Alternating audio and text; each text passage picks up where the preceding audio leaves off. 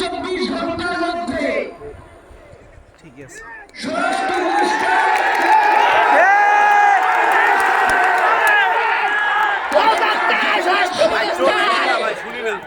তারা এই খুনের ব্যাপারে আগামী গত এক সপ্তাহ ধরে কি পদক্ষেপ নিয়েছে তা জনসম্মুখে জানাতে হবে। তারা জানাতে না পারে তাহলে তাদেরকে প্রতিরোধের জন্য প্রস্তুত থাকতে কোনোভাবেই শরীফ ওসমান হাদির রক্তকে বৃথা যেতে দেব না। ঘোষণা করতে চাই, শরীফ ওসমান হাদির রক্তের মধ্য দিয়ে বাংলাদেশ ইনসাফ কায়েম হবে। বাংলাদেশের স্বাধীনতা সার্বভৌমত্ব রক্ষা এবং ইনসাফের লড়াইয়ের জন্য আমাদেরকে যদি জীবন দিয়ে দিতে হয় আমরা জীবন দিয়ে দেব।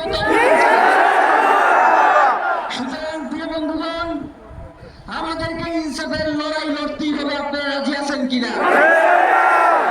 সেই সাথে আমরা আরো বলতে চাই, সিভিল মিলিটারি ইন্টেলিজেন্সের মধ্যে ঘাটতি মেরে বসে থাকা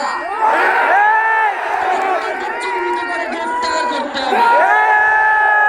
প্রিয় সংগ্রামী বন্ধুগণ, শরীফ ওসমান হাদির পরিবারকে জানানো হয় রাষ্ট্রের পক্ষ থেকে যদি কোনো সুবিধা দরকার হয় আপনারা করতে বলবেন।